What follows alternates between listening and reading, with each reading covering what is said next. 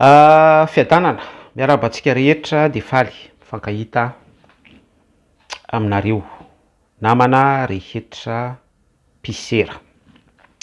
Iresaka corruption kely tsika androany, iresaka momba ny corruption. Raha mandinika isika ny lojika ihany koa, ny vérité, ny fahamarinana,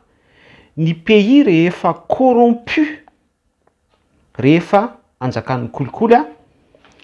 dia lasa misy isatra be mihitsy, misy freinage mihisatra ny fandrosoana eo amin'ny lafiny ara-batana, ara-tsaina, ara-panahy, ara-tsosialy, ara-ekonomika sy ny sisa rehetra afaka amenotsika izay. De ao anatin'ny tetikasa sy ny programan'asan'izay mitondra rehetra, natany mandroso, natany andalam-pandrosoana, natany tsy mandroso, natany tsy te handroso mihitsy, dia samy mametraka ny système maniavy amin'izay hoe lutte anti-corruption izay. En fait, tena marina ao anaty foniteny dia resaka fihetsiketsehana fotsiny le izy selon moi zay resaka fihetsiketsehana daholo ireny rehetrarehetra ireny, satria ny atsika dia ny résultat ihany no mikaonty. Raha ohatra io misy organisme plateforme anankiray mitonona ny tenany hoe ny antom-pisian'io organisme io dia hiady amin'ny kolikoly, kanefa rehefa misy kolikoly avolenta, za tsy miresaka mpangalatra gana sy mpangarona any anaty taxi be sy ny ohatraohatran'ireny, fa ohatra hoe halatra voamaso resaka miliara tsy miliara raisa, dossier raisa zany, resaka volamena 75 kilo, resaka zaza varira, resaka halatra tolapaty, resaka bois de rose, resaka zavatra ohatran'ireny zany avolenta, de tsy hitanao le organisme mona, tsy miteny, de mipetraka ny fanontaniana hoe inona izany ny olana, aiza izany lay vesatra, aiza izany lay isatra, aiza izany lay barrage. Fa ny tena marina de zao,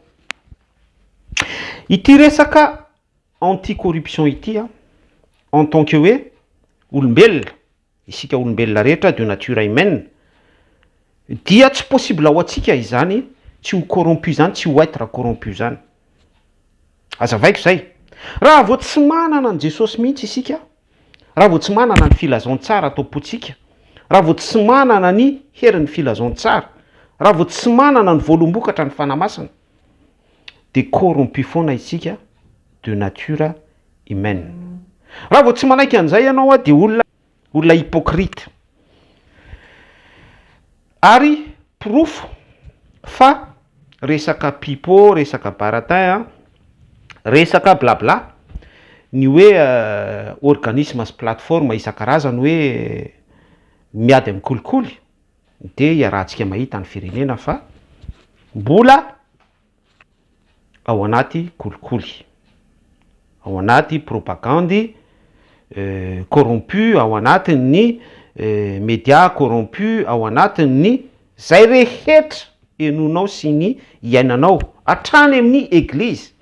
dia corrompu daholo, satria tsy ao Jesosy, tsy ao anatin'ny fotsika Jesosy. Ary ny zavatra tsy azon'ny olona de hoe tsy fantatro na tsy azon'ny olona na inin'ny olona tsy azo na tsy tian'ny olona ho raisina mihitsy na tsy tiany ho fantatra mihitsy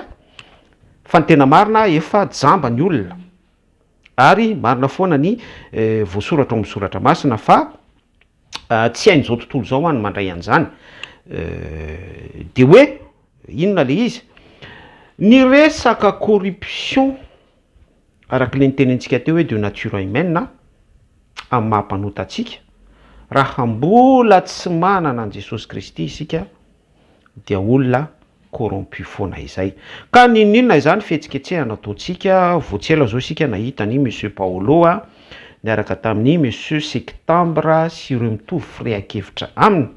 hoe anangana plateforme satria latsaka kanterena ny firenena mandeha daholo ny karazana kabary sy ny teny mirindra rehetra mapoliticien azy ireo hoe ijoro anarina nyity firenena ity amin'ny fijeriny satria miaina corruption sy ny sisa rehetra de hoy aho hoe resaka retoka resaka fa raha ohatra nareo te hiala amin'ny resaka corruption te hiaina fiainana madio vérité pure avy any ambony fitiavana voalohany tsy misy corruption tsy corrompu de hoy aho hoe tsotra be mibeba ry malagasy de raiso Jesosy Kristy manomboka any amin'ny filoham-pirenena hatrany amin'ny quartier mobile hatraty amin'ny mpatsaka rano de tsy iza fa ny mpisotro toka ny mpiasan'ny rano sy ny ala ny mpifoka izany sarkasme kely zay zavatra teneniko zay isika rehetra sarababe-mbahoaka misubuira ny conséquence ny corruption mibebaka de mandray an Jesosy Kristy am'izay fotoana izay dia mipetraka sy marina ny définition any hoe lutte anti-corruption. Zay ny azoko nambara fa mino aho fa ny olona intelligent, ny olona vonina ny hiala amin'ny corruption ny olona te hivoatra dia miara-manaiky amiko fa misy zavatra positif ao anatin'izany afatra izany. Tianao Jesosy, veloma.